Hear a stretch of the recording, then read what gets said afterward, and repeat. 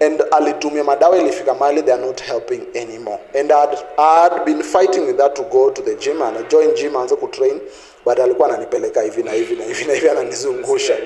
So alitumia madawa, akatumia madawa, sasa hakuna dawa yenye ilikuwa imebaki yenye hajatumia. See, but ako in pain. Asubuhi akiamka anakaa kwa edge of bed. Sisi tunashika tu njia tunaenda Kitale. Tunaenda tu Kitale tu. Tunafika hapo tu Kitale pale, tunafika tu fresh na ng'ombe zetu tunapikiwa tu chai, tunapiga. Let me tell you a funny story. When Obi alikuwa anafanya kazi ya kubeba mizigo huko industrial area, there's a day they were offloading a truck, and then there was this Chinese girl alikuwa amesimama hapo kando. It was a Chinese company. Alikuwa amesimama hapo kando. And then Obi alikuwa wanabeba wanatoa hizi mizigo. And my mom used to listen to both those shows. Hadi asubuhi hakukuwa analala. This guy was so exhausted, hadi sometimes analala hadi ngoma inaisha kama amezima. In his second show. Obi analala kwa studio. So mama anampigia, amka ngoma imenyamaza, supervisor atakuja kukuangalia. Ndio anaamka. Anakuanga na usingizi mbaya by the way kwa za kitambo. Sleeping baby. And my mom knew, that's the reason why mama alikuwa anamchunga. Mom knew. Anakuwa na usingizi mbaya, anaweza lala hata kama amesimama. So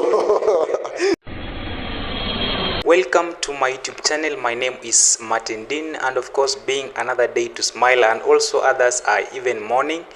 We are here with one of your fitness teacher. I don't know how I'll describe him, but in the meantime watakuwa najidescribe waseme yeye ni nani. Mimi yenye najua tu ni brother yake Oga di top So tutakuwa napiga naye story, atuambia amekuaje. Tuko hapa kwa shule, maybe atatuambia 1 2 3 things zenye anafanya hapa, alafu from there tumalize. Leslie, asante sana. How are you? I'm good. Thank you so much for having me. For someone who is watching you for the first time, maybe you like to know who are you, what are you doing, where are we? Okay, so Leslie is a fitness professional, and this is a fitness college. I'm the managing director of Zoezi School. So this is a fitness college where we teach fitness science. So everything fitness related. Kama mtu anataka kwa fitness instructor, mtu anataka kwa nutritionist, massage therapist, sports massage that is, hapa ndiye anakuja, alafu courses anahitimu. Sasa from here anaweza enda ku practice as a gym instructor, as a personal trainer, as a dietitian, vitu kama haya. Yes. How long have you been here? Ama umenikazi ulisomea ama ile tunakujanga tu? Yes, so I did my degree in sports science. So after that ndio tukaanza hapa. So here we've been here since 2018. Since 2018 tumekuwa hapa, and we have managed to produce hundreds and hundreds of fitness professionals. So you can kwa any gym in Nairobi or outside Nairobi, Mombasa, Kisumu, you are most likely going to get a fitness professional from Zoezi School. So meja before kukua fitness trainer ulikuwa tu unaanza kuinua chuma, umefura kidogo, then you can now also call yourself a trainer. But nowadays it's different. Gym managers, gym owners, clients wamepata information, and it's different. So sasa tunaifanya more professionally. Yes. Maybe you can talk of how different are you guys from other schools? So far we only have Kenyatta University that is also doing sports science. Ukienda UN utafanya PE, which is physical education. So this is totally on a different field. No. So other colleges are really not there. So hatuna competition in terms of other colleges. Ni only those two universities. So it's only KU that we are more related to. That's why most of our lecturers pia wanatoka KU. So wale wenye wanafunza KU pia ndio wanafunza huku. Okay. Yes, but kwa colleges we don't have competition, be it in Central or East Africa. The only competition tuko nao ni South Africa. So that's why we have students wanatoka so far away. Wengine wanatoka Mozambique, wengine wanatoka Nigeria, tuko na students wa Sierra Leone. Hata ukienda kwa page yetu Zoezi School Instagram utaona hata interviews zao wamekuwa huku. We have had students from all over. Yes. So just in case someone wants to come join you guys for studying 1 2 3, maybe what are the requirements, and maybe you can share that small information. Yes. So The number one requirement, we always joke about it, but it's very true.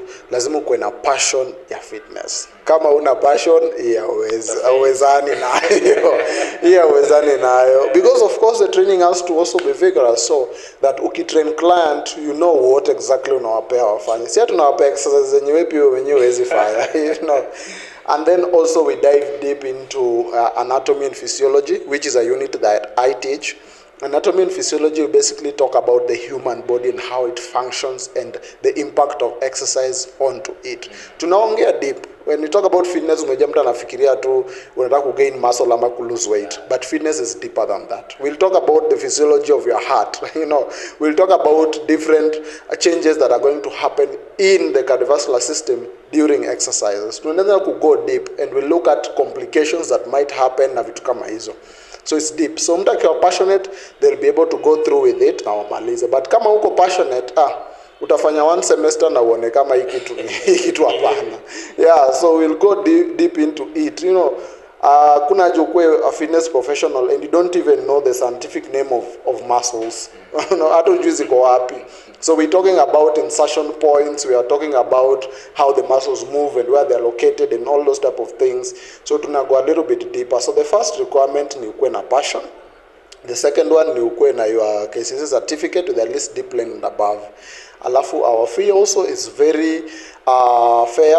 Alafu when you get here, because we are also mostly working with young people, even though we have students all through different ages, but we mostly work with young people. So tunajaribu sana kuwasikiza na tuwaelewe and we advise them. So kama mtu amekuja hapa anasema, oh mimi, you know, I do this job, this how much I get, we always try as much as possible to bring you to bring up a payment schedule for yourself yenye iko manageable, so that unasema mimi ndio amount naweza lipa monthly hivi na hivi, unaona. So we work around that. So the fee is also very, very fair. Yes. And talking of your professionalism, I mean, juzi tumekuwa na men's mental health pale UN, karibu na UN hapo, and you are teaching us some of the you are showing us, I don't know how I can call them, techniques, wengi sasa wanataka kujua more about that, but unfortunately there were kids all over. Maybe you can talk of tuambie more about the styles nini vitu kama hizo, because niliona kiguzia hiyo story wamama wakalalamika. Okay, so tulikuwa men's mental health awareness walk, and I was talking about lower back pain. So nilikuwa naongelea about lower back pain and ways in which unaweza prevent getting lower back pain. Because in most cases, lower back pain does not come from acute injuries. These are injuries that occur once and you can feel them. Ni kama mtu akivunjika mgongo, everyone knows amevunjika mgongo. In the room, juele nduru atapiga. So most cases, lower back pain doesn't come from that type of injury, but it comes from overuse injuries. And injuries occur over time because you're probably doing something wrongly. Sasa tukaongelea how to sit. Unaona nimesit upright. Tukaangalia how to sit, different ways to do it right. Then we went and looked at different sleeping positions na venye zinakuumiza. Tukasema different types of mattresses and pillows and those type of things. And then lastly, I looked at men when we are engaging sexually, how you're supposed to protect your back so that you don't overextend your back, uumize the discs, or you put a lot of pressure on your discs so that they can press on the nerves, uanze kufeel your pain over a period of time. So that's the context of that. So that's what I was talking about. Do this, don't do that. Don't overextend like this. Don't overextend like this. You can do this to help prevent this. That's what I was talking about. Putting pillows, you know, to at least elevate your partner so that usi go too low with their lower back umuumize na vitu kama hizo. Yeah, that was the context of that. Now leaving away the story fitness, I think kama kuna kitu nimesahau, you can let me know. Yeah, fitness, I would just like everyone to know that fitness is a lifestyle, and venye sisi wana fitness hapa Kenya, that ni kitu unafanya kama uko na time, you know, ama uko na do, umefika mahali you can be able to afford a gym membership na vitu kama hizo. That is super far from the truth. Fitness is not like that. Fitness is a lifestyle. Fitness is a must. Yani ni lazima. If you're listening to me, what I'm telling you basically is that you must engage in physical exercise. Hapo pale umekaa, hapo pale umesimama, hapo pale uko, and you can start there. You don't have to afford a fancy gym and fancy equipment. No, there are exercises that you can do anywhere. Even when you're seated, there are exercises that you can do when you're seated. You know, si lazima ati sijui uende wapi ama sijui ulipe nani sijui ya kutrain. No, there are fitness apps, just download them. Ukienda YouTube, just look for exercises, free body weight exercises, exercises I can do at home. Just look for those things. They are there. And it's a must that you must engage in physical activities. You know, because there are different benefits that come with these particular things. Let me just give you, for example, let me talk about cholesterol. Okay, so cholesterol is a type of fat that huwa inaingia sana sana kwa blood vessels, and this is a type of fat that huwezi ona. You cannot tell ati huyu ndiye akona highest cholesterol, blood cholesterol, ama huyu akona lowest blood cholesterol. You cannot tell because iko kwa blood vessels. Those cholesterols over time zinaanza kublock these blood vessels, and as it continues and the lumen becomes even smaller, those are the kind of things that can cause heart attack. And if it happens in any blood vessel that is directly linked to the brain, it can cause a stroke. So vitu kama hizi ni vitu fitness pekee ndio inaweza kukusaidia do away with them. That's why nowadays unasikia hata a young person apata heart attack, mnashanga aje. Our lifestyle currently and our diet promote a lot of these problems. So sisi indulge into fitness is not a matter of if I can, when I can, you know, those type of things. It is a must that you must do it because of how we are living our lives, the type of food that we are eating right now. And of course you can't do away with everything. Kuna zingine zitabidi umeingilia. So that's the reason why pia lazima that utaingilia fitness. So it's not a matter of when or how. It's a matter of today. You know, we say one day or day one. Just make today your day one. Toa tu your meza, hapo chini, just start doing something. Sisi wote tuko na access to internet, just look for something that you can do. Do away with those blood cholesterols. When you're doing fitness, sasa kama wanaume wenye wana lift weights, we might just be able to see the muscles that are getting bigger, but that's not all. Yeah. When you lift weights and you put weight on your bones, they become more dense. When the bones become more dense, become more rigid. Hiyo ndio maana ni ngumu hata mtu kuvunjika. You can even get in an accident hata ya boda umeanguka nini. Haujavunjika. Why? Because you are active, you know, because you are lifting weights and your bones are now stronger and they are more dense. Itakusaidia in that way, in a more practical way. There's one apata mtu mwingine ananguka tu kwa stairs ashavunjika.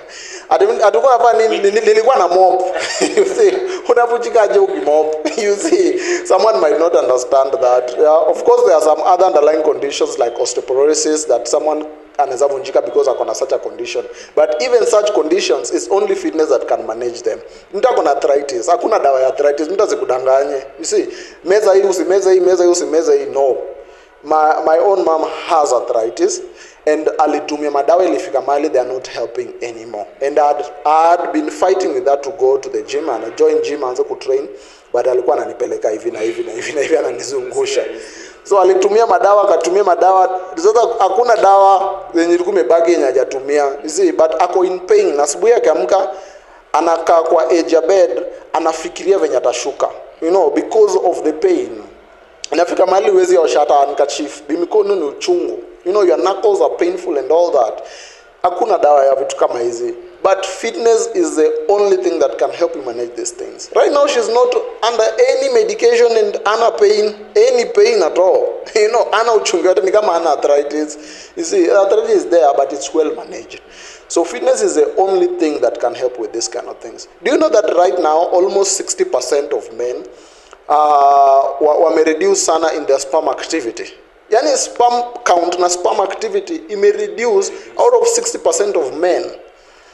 This means that, according to research, by around 2050, almost 98% of men will not be able to produce. Yani tutakuwa tunapiga blanks. You know, that is what this means. 98% of men, if 98% of men cannot produce, that is really going to affect the population. You know, and this comes out just because of our lifestyle. Is sedentary lifestyle, just sitting around eating junk. You know, you're not physically active, you don't hit the gym, you don't train, you don't run. Even a 30 minutes run can do a lot and it can change a lot. Si lazima uende kwa gym for 3 hours nini. Zingine ni show off. Okay? which pia ni sawa if it makes you happy. Nani Obi asiseme na muongelelea but if it makes you happy, it's totally fine. You're still physically active. But if you can't manage to do that, just 30 minutes walk, 30 minutes run. No, na weekends go for a hike. Vitu kama hizo, go swimming, buy a bike, cycle, go to a dance class. Enda to gym na uingie aerobics class. Dance too for 1 hour. That's just enough. You know, fitness doesn't have to be like out there. I know that these fitness influencers wame create a different type of thing around it. Lazima ukue hivi, lazima ufanye hivi. Kwenda gym yenyewe kwanza lazima ukue curved if you are a lady ndio uende gym. Hapana. Hadi sasa ile ladies wanaogopa kwenda gym. Wanaogopa kwenda gym because wako like watu wataniona aje. Wataniona kama mimi ndio niko out of place. No. That is totally not true. Unaona, kila mtu mwenye ako gym anajaribu. Kila mtu ako gym ako there because they're trying. If they were perfect they would not be there. You see. So you also just go now, just join them. Usiogope anything. Fitness has a lot. I cannot talk about everything right now, but fitness has a lot. You see, if I have a degree and I'm doing my masters and people have PhDs in fitness, nini yenye bado anasoma surely. If this thing was so shallow, you know, this thing is so deep. And over time, as we are producing these fitness professionals and we are putting them out there, they're meeting you and they're going to change your life. And over time, the whole idea around fitness is going to change. Exactly. Yes. Now, leaving behind the story, we understand that you've been supporting your bro here and there. Maybe wengi wangependa kujua between Leslie and Obi, yes, which one is yupi anatangulia mwingine pale ama ni twins? Naona wote mko jovio. Yeah. Actually, is my older brother. Ameniacha na a few years. Unakaa wewe ndio bazuu. Sinimwambia mwende gym. Mwende gym. By then it's just my body and fitness nini. So since everyone thinks so, me pia wanambully hivyo. So I normally call him my younger brother nini. Yeah, but he's actually my older brother. Okay.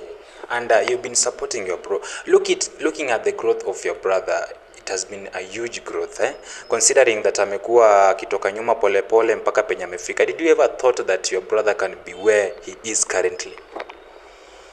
Amekuwa akijituma since kitambo, you know, and this is something that I would like every young person out there to absorb. It's a sensitive topic to me that hadi nikiongelea nasikia kama my voice ina change tone, because I've literally seen him from nothing. You know, even the other day I told him I should write a book about you, you know, about you and your struggles and everything. When he came to Nairobi, he had nothing. He was living with some of his friends in a house, and they're living like 6 men, and there's one bed, and their house is 1 room in Makongeni. Hadi wanalala in shifts. Shafika mahali unalala in shifts. Yani laleni kidogo, si tukae nje tupige story, mkimaliza to change, you know. It was bad. Hadi when he started getting something small in his office messenger work na motorbike yake, and he started earning some few coins, and he had a house for 4,000 in Mabati house in Landimawe, and I came to visit him there, you know. And to me, I didn't think of it as bad when he was in Landimawe, because kuona pale ametoka, I was like, hey, finally this guy is doing something, you know. Yeah, like then alikuwa like, hey man, like at least yani sahi hata uko na nyumba yako. You know. And then just over the years when amejituma to, you know, when he started doing this radio presenter thing, he had 2 radio stations. Moja anaanzia 6 hadi midnight, ingine toka midnight hadi asubuhi. You know. And my mom used to listen to both those shows. Hadi asubuhi hakukuwa analala. This guy was so exhausted, hadi sometimes analala hadi ngoma inaisha kama amezima in his second show. Obi analala kwa studio. So mama anampigia, amka ngoma imenyamaza, supervisor atakuja kukuangalia. Ndio anaamka. Anakuanga na usingizi mbaya by the way kwa za kitambo. Sleeping baby. And my mom knew, that's the reason why mama alikuwa anamchunga. Mom knew. Anakuwa na usingizi mbaya, anaweza lala hata kama amesimama. So you know. So like ametoka far. Yani ametoka places that you can't even imagine. This is just the tip of an iceberg, but these guys come from far. That it's a long story. That's why I was telling him it's only a book that can tell this story. Yeah, so maybe alisema he has been a street boy hapo nyuma na wengi wakadhani ni jokes. Maybe can you satisfy that like can you certify that? You know, when someone gets successful, people normally think that success is an event. But success is not an event. Success is a journey. It is something that you go through over and over and over. But when people see you up there, they just think it just happened. Unaona mtu anashtukia tu leo umekuwa milionea hata bana muona nini kwa milionea manze. Huyu jamaa ko so lucky. Unaona? People think that it's luck, but it's not luck. Wewe wako kuoga na kuona time ulikuwa unapiga route 11 na unatembea na unapambana na vitu zako. They were not seeing that. So umejao wakiona to the tip of an iceberg, I think that's all it is. But huku chini there's a lot, there's story, there's tears, there's pain, you know, there's struggles and there's a lot of other things that come with it. So it's true, there's nothing that guy's not gone through. Umsa amefanya mjengo, Indasolari amebeba vitu, unaona amekuwa kwa streets, amekuwa wapi. It's just different. Amefanya show for years, the Factory Club, hapa alikuwa anafanya shows for free, you know. Kwa clubs wameenda na Fred Omondi wamefanya shows for free. You know, hizo shows zake zingine I was going to, you know, zingine zilikuwa naenda because kwa mtatembea ili mfike kwa hiyo club. mtatembea mwene mpige show bana, show ikiisha usiku bana. Amlipwi tena mnatembea back. Unaona? So it was a lot, you know. So yes, he has really gone through a lot and I'm really happy for him. And I love what he's doing. And that the trend is setting for young people. Umejua when someone achieves something, usione like umsema na ameachieve kitu manze anajifeel. Iangalie like, oh, ameachieve. So that also means I can also do it. You know, you have to look at it like that. You have to have a positive mindset. Positive mindset that it's achievable. Ukiona mtu amefanya kitu, one day mtu amebuy chopper. Oh, amebuy chopper, so maybe anaweza buy. Because when you look at him, you don't see him having two heads, do you? Ana pembe. So kama ana pembe na mimi pia sina, why would I not do it? You know. So if you have such a positive mindset, the world is going to conspire to also enable you to achieve your own things. But ukishika ile negative attitude ya hate on other people's success, definitely we pia haiwezi happen to you. The world cannot give you something that you hate. You know, it has never happened. You must first embrace it. Embrace success. You know, be happy for other people. Anza kuangalia successful people differently. Wewe yako hivi mimi pia naweza kuwa aje hivyo. Si ati wewe yako aje anajidai, anajifeel, unaona venye sasa anatupostia to do. Unaweza iangalia hivyo ama useme tu, wow, mse amefanya hivi, so mimi pia naweza fanya hivi, you know. Yeah, and if possible, go to one of them, ask them what they did. How did you achieve this and that? I can also like to be like you. Just the same unaona kama watu when you are top of their game, hata kina Obi, kina Churchill, nini, they also have some people who they pulled and brought them in. And it's because those people looked at their success differently and they asked for a chance to also be like them. Kuna dhani demo Facebook atakuwa pali yuko sahi 5 years from now. You know, yeye pia atakuwa na range zake ana drive. You know, yeye pia atakuwa na manyumba zake and those type of things. So, if you look at it positively, there's a chance for you as well. But ukishaichukia, then there's no way it can happen, you know. Yeah. Na maybe during that time wakienda kwa mashow bure nini vitu kama hizo zikihappen, when he was trying to make things meter, maybe wewe on your side, were you even looking for 1 2 3 ama wewe ulikuwa umepata kazi already? When alikuwa na struggle, no, because when he was still struggling, mimi ni mmoja nilikuwa nyuma yake, so I was still schooling and those type of things. Yes, so it was around that time. Yeah. Na sahi I can talk of Obinna'S. I've seen him grow. Pale nyuma kama baada ya kukiza akaamua kutoka Kiss completely akakuja nao akaamua wacha nifanye YouTube. I've seen him grow. Nimeona akitoka from zero and he has been his name directly or indirectly has impacted this channel. So sahi tunaona na host watu wagawa kina Martha Karua. Nobody has hosted Martha Karua except Citizen TV, which is a big achievement for him. And also ametoa wimbo by the way, before tuendelea ametoa wimbo inaitwa namposti. Hiyo wimbo saa iko trending mbaya sana. Kama hujasikiza enda pale usikize, umsupport Obinna'S, share that song at least tuone akiendelea mbele na demo for Facebook na pia watu wengine wakienda mbele. Nitakuwa naweka pale chini link ufuate usupport. tukisonga, sio? And my brother, maybe just tukimalizia, ameshikana na msichana mrembo ambaye anaitwa demo wa Facebook, and of course wanafanya kazi mzuri sana pale. Maybe on your side, unaonaje, mambo yao yako aje? What is doing with the demo of Facebook is really impactful. You know, not just for their channel and brand and everything, but also for young people and young women who are watching.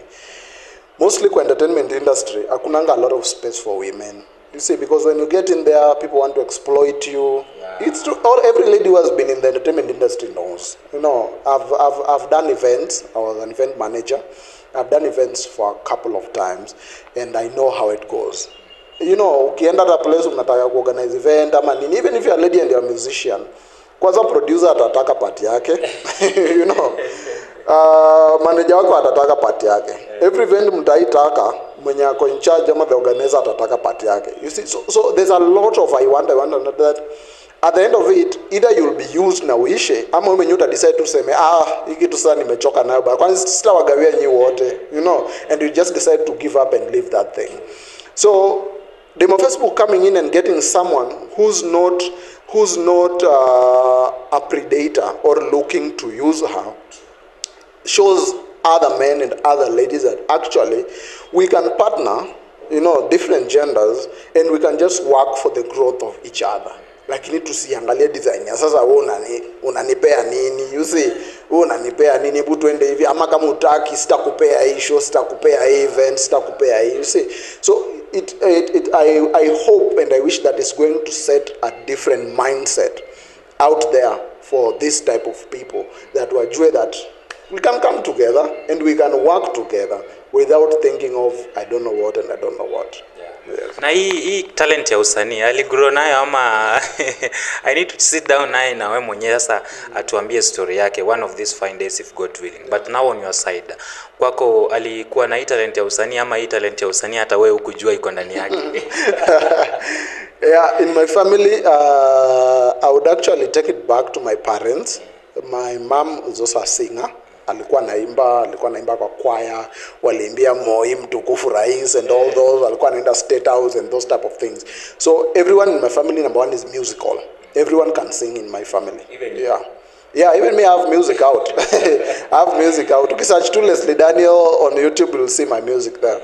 Yeah, so everyone, my sister can sing, I can sing, my brother can sing, my mom can sing. And then my dad, akafanya makosa akatu expose to every type of music out there. Naona, alitu expose to a lot of things, kwa media, sana music.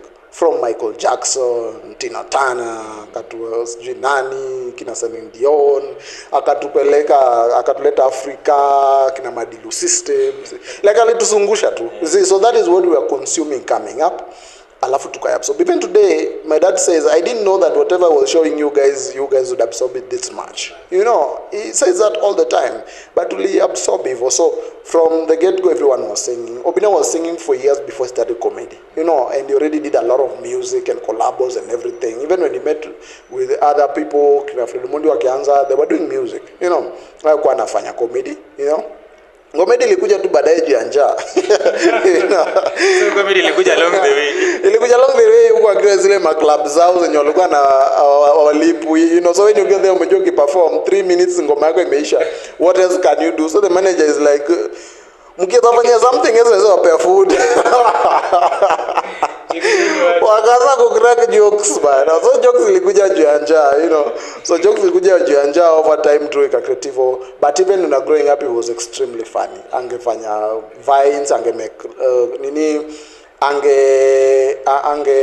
iga any politician and any prominent person and talk exactly like Raila and exactly like Jalango when Jalango was starting and exactly like Awilo, kina Shirando Lange wa copy nange exactly how they were talking. Yeah, so ilianza tu kitambo, but of course that ilikuwa tu ya kujibamba na vitu kama hizo. So later njaa ika bring out that talent. Yes. Na on the other side ukiangalia pale pia amekuwa online akifanya kazi ya demo wa Facebook, na maybe watu wanasema watu wa online tuseme mafans wao wa karibu sana, they really want them now to do wedding, unaenda vitu ni mengi, watu ni wengi. Wewe kwako Obinna unamwambia aje aende na hiyo kitu, aende na demo ya Facebook ama Sasa hapo umejua tunaingia kwa matters za moyo. Hapo kwa matters za moyo umejua huwezi control roho ya mtu, si ndio? Akinikujia leo niambie bro, mimi naona tu hapa ndio roho yangu imesema nikae. What will I do? Unaona sisi mpiga ngoto. Yeah, sasa venye tu mafans wana expect something, of course they are entitled to expect something. As long as uko na mafans, they are entitled to expect what they want from you. Unaona? Yes, but as for me, naona tu afuate roho yake. Kama ni hapo ndiye ataamua, ni sawa, mtoto mbalui ako tu sawa. Kama ataamua ni hapo, it's okay. Sisi tunashika tu njia tunaenda Kitale. Tunaenda tu Kitale tu.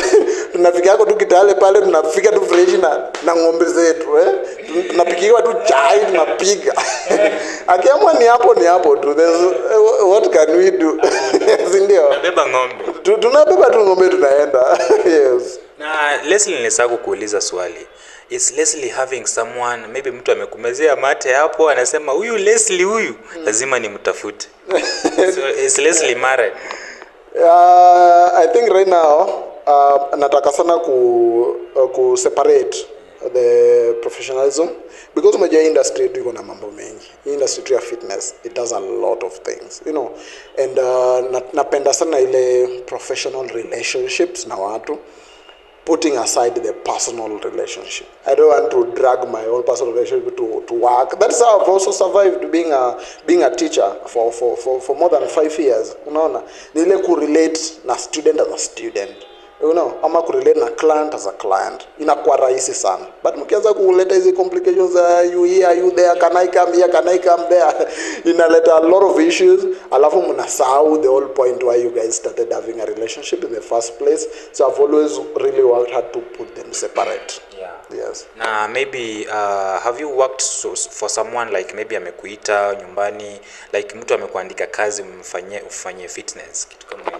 That is what I used to do before, because umejua ile kwa mwalimu lazima kuwa na experience. Yeah, so first nilikuwa nafanya kazi kwa gyms. So I've worked in Oshawa Sports Center, which is in Parklands, it's an Indian gym.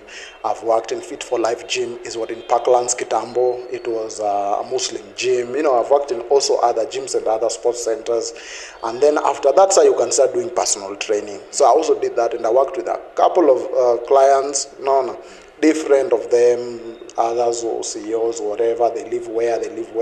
I used to go to their homes and I used to train them. In their home gyms, we used to meet in some other gyms, you train them and all those type of things. And was idea training, nutrition. And I also did that for a couple of, a while. And then now, later on, I got into this profession now, the scholarship side of it. Now we're training here, and sometimes we give scholarship to other students wanakuja wanasoma. Even now, so hizi school kuja kwa page yetu tuko na scholarship that we are offering for students. Unaona, una apply, watu wanatuma emails and letters. Kama unaingia kwa hiyo nini profile that we want, we can even give you a full scholarship. Yeah. So sasa niko more into education. So Leslie, in short tutasema uko single, si ndio?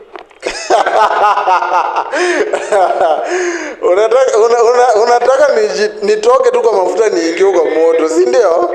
Na kuona sana. Leslie ako single. Amekataa kujibu hiyo, ako single. So acha nimjibie ako single. Anyway, Leslie, where do you see yourself in the coming 2 years? So right now, I've just started a YouTube channel called The Fitness Professor, where I'll be teaching people about fitness. So I'll drop content there about fitness-related content. You want to lose weight? Where should you start? Should you take supplements? Should you not? Should you go to the gym? Should you not? Which exercise should you do? A lot of things. I'll be talking about even the blue pill and how it's affecting men and how, whatever, a lot of things that I'll be talking about in that YouTube channel. So right now I want to put a lot of emphasis on that, and I want to grow it, you know, as well as still producing more and more fitness professionals, because right now we are working mostly on having our body as fit pros so that we can be able to regulate our industry. So those are the things that I'm currently working on right now. Put a lot of emphasis, a lot of focus on them so that they work, so that they can change the industry for the better. Yes. And maybe since umekuwa karibu sana na Obi, maybe kitu gani unajua hapa hapendi mchezo? Obi hapa ukifika hapa mambo inachemka. Kazi. Kazi. He takes his work really, really seriously because he puts a lot of time and effort and money into his work. Your production team and everything and the time. Mujua wakishoot Mondays, some people normally start watching them at 8 ama kitu kayo, but they normally start shooting saa 4 asubuhi. Wana shoot the weekly show, wanaanza kushoot nini, then to the interviews, and then au maliza like sometimes 1, 2, sometimes nikitoka hapa job jioni nikitoka hapa job around 6 naenda hivyo nakaa hapo kidogo nakula sapa hivi na pima hizo interviews nini naongea kidogo alafu niko like hey bana nyinyi watu wamalizi acha mimi nipotee mimi napotea so they put a lot of work into it. That's why unaona sometimes hata anakuwa offended mtu akisema we pull the video down because there's a lot that goes into pulling the video down. Unaona hata weza hisi kama ati ulikuwa tu nakula vako ukasema acha utembee ukuje huku tufanye interview umejipanga. There's a lot of effort that you put into this. Unaona ili interview mtu lazima ufanye research and a lot of this type of things. You must prepare adequately and then you're going to put a lot of money into also the production and everything. So kikuja kwa job apendangi mchezo and he has always been like that and that is something that I also pick from him, and of course anyone who's watching can also take it, that whatever you're doing take it seriously. Whatever you're doing take it seriously. Hadi kwa kitu ndogo ama kwa kitu inakaaje. Let me tell you a funny story. When Obi alikuwa anafanya kazi ya kubeba mizigo huko industrial area, there's a day they were offloading a truck and then there was this Chinese girl alikuwa amesimama hapo kando. It was a Chinese company. Alikuwa amesimama hapo kando. And then Obi alikuwa wanatoa hizi mizigo and then kuna mtu alikuwa anacheza hapo. Obi akamwambia if you want to play somewhere else but not here. Akaambia huyo Chinese akasikia. So after walishamaliza ku-offload truck Chinese akamuita. Akamwambia do you have a license for a riding license? Akamwambia no. Akamwambia okay, come to the office on Monday. Akaenda. Akampatia don akampeleka riding school na akampatia bike na akaanza kufanya deliveries. You see? Yeah, so that is how doing something small in a serious level can take you. Usidharau kitu unafanya. You see, usidharau kitu unafanya. Hata for example kama mimi, even when I was still schooling, I did a lot of things. Hata nimewakati kwa supermarkets. There's a time I was even doing easy promotions and nini za supermarket. And every time I would go to the supermarket kusimama tu pale na biscuits kuambia mtu karibia, I was in a suit. I was in a suit selling biscuits in a supermarket. So I was taking my work serious. There's some clients that walikuwa nakujanga, customers karibu ananiuliza, does your boss know how seriously you're taking this? And that time nilikuwa nalipwa 800 bob per day. 800 bob per day. 100 ya kuenda, 100 ya kurudi, 100 ya lunch, nimebaki na punch. Sapa. You see? Yeah, hiyo punch unaenda nao home sasa. Sasa hiyo punch ni kila kitu. Rent. Rent hujaeka hapo, hujaeka anything, nini. You see, but someone might just see you or think that, hey, like maybe someone thinks you come from a rich family, a good background, ndio maana uko hapo ama ndio maana umefanya hivi na hivi. No, but whatever you're going through right now, every other person have probably gone through it. Au pia wamewako na stories zao kama hizo. So just take it serious. Ifanye tu serious. I don't care what you're doing right now, whether you're hawking, whatever. Take it serious, do it to your level best. Weipatie tu energy yako, jipush tu. Eventually, as long as you're moving, you must get somewhere. But unaona ukiacha kusonga, hii light tunasemanga iko at the end of the tunnel, you must get to the end of the tunnel. If you stop, how will you get to the light? So just keep on pushing. It doesn't matter what you're doing, you just keep on moving. Me, when I was doing fitness and I started, when I was still in high school and everything, and I was lifting weights, and people thought that, hey, kwani unataka kubeba chumu upige watu? I remember one time my dad told my brother talked to me, jamaa anaanza kubeba chuma bana, nikanda kwanza kupiga watu huku bana, But right now he tells me, I didn't know that fitness ulikuwa napenda, he will one day pay for my bills. And it does. You understand? Because ile passion tuka iko ndani yako, and you choose something and you pick, this is the path that I want, just keep on pushing. Even me when I get into fitness, I didn't know that you can do your degrees and masters and PhDs into this thing. I didn't know. Me, I was just passionate and I was just pushed and I was doing it. You know, ni kujiskuma tu. So whatever you're doing, just jitume. You know what? I always tell my students this: you can make money out of anything. Hata Shushaina anaweza tengeneza pesa vibaya sana. Hapa Nairobi kuna watu wanatengeneza pesa na garbage collection vibaya sana. You know, atunafanya kazi mimi nachukua takataka. You see, like someone already anaweza cringe dharau hiyo kazi. You know, but the truth is you can make money from anything in this world. Anything. Kuna mama mboga wako na ploti. You know, they have rentals. Kwani wako na rentals aje na nakata tu sukuma. You know, because they gave it their all and they put effort into it. And over time it works. You know, over time it works. All these musicians you're seeing right now, artists, celebrities, kina OG, kina nani, most of them I saw them when they were starting because walikuwa kwa hii crew ya Obinna'S walikuwa wanateseka kwa pamoja. You know, I saw them starting and at that time you cannot imagine or you could not imagine that they would turn out like this. Yeah. You see, hata jana tu majuzi nimeona Calligraph amepost nyumba yake mpya. Like ule Calligraph mwenye alikuwa anatembeza CDs huku, like you never imagine. Akiteseka. You never imagine ati atakuwa anaendesha Lexus na kuko na nyumba kama ile. You know, if he stopped, what if he stopped? What if he just said bana hii kitu usanii ni kama hiyo work? Because there are several people who even told him that it won't work. Bana una rap aje accent yako fake, huwezi toboa. You know, so people will also come and tell you those type of things, but always stick to the plan. Stick to the plan. You know, and when you stick to the plan and you really want something badly, the universe is actually going to give it to you. You know, it's going to give it to you. Anything is achievable. My second last request, maybe where do you see your brother in the next 2 years? The same way I've asked you, maybe where do you see him in the next 2 years? And also, apart from that, you will just talk to him, at least I feel, hey bro, I'm in your address. I mean, yeah. So, hata tukiongelea about his YouTube channel. You know, YouTube channel yake ime peak, but that doesn't mean that ime stretch to its last point.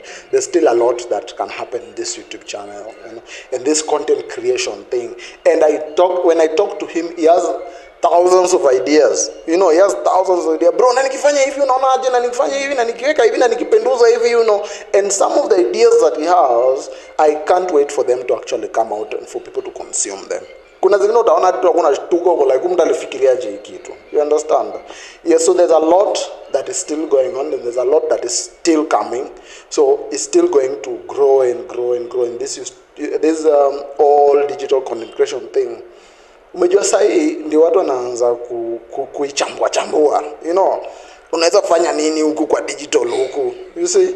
And that's why even seeing him advertising colleges like Goldchild Media Institute, which are colleges that zinafunza watu story na media. Kama unataka content creation, unataka video directing, music production, graphic design. These are not just traditional courses, but these are skill-based courses that mtu anaweza anza kupata nayo money from the get-go. Ukikuwa graphic designer leo unaanza kuearn leo. Hizi story ya MTC. Hiyo story. Hii story unaanza leo na unaanza kupata do leo. If you become a digital content creator today, you'll start earning today. So as much as we are still getting into this thing, there's a lot. Na watu wenye wanaipioneer kama kina Obi, they are going to show us just how far this thing can go. You know, and to him, I would just like to tell him that yo zili iko ndani yako, yo moto imekuwa ikiwaka ndani yako. Like that fire is what has gotten you to where you are, and that fire is going to get you places that you've never imagined. No, mimi naweza kukuambia for sure that like utashtuka pale utakuwa. You know, wewe mwenyewe utashtuka. You'll get into places and utashtuka tu. Jana tu alikuwa anatutumia videos akiwa VIP lounge airport. Huku ni kunoma. That is just the beginning. Sawa. Achana na hapo bado kuna vitu zingine huku mbele zenye zinaenda kukushtua even more. And I can't wait to see you. You see your astonished face, you know, when unashtuka ukiziona. My friend, there's a lot coming your way. There's a lot coming your way. And I'll always be here to support you. Exactly. All the best brother, and maybe in case mtu anataka ku reach out about akuulize inquiries about fitness, maybe atakupataje? Yeah, so of course mtu anaweza ni email at lesliedaniel000@gmail.com, ama anaweza kuja kwa pages zetu za Zoezi School, ama kwa my own personal page official Leslie Daniel. So through those anaweza kuni reach out if you have any queries, whether it's fitness related or anything. I can be able to advise you where I can. Yes.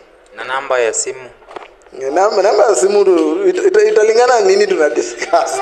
Ukisha kuja na email ama nini, and then we figure out the kind of relationship we are having, we can see if it will be necessary to have the number or not. Yes. Meanwhile, thank you so much for being here. I know it has taken time for you to be here. You've been patient for this interview, and also guys, thank you so much for being supportive in this particular channel. I'll also urge you to kindly support anyone outside there who needs your support to be able to make it in life. So thank you so much. I've been your host Martin Dean with Leslie Daniels Oyola. Thank you so much. What do you have for him? What do you have for generally for anyone outside there? Till next time, bye bye.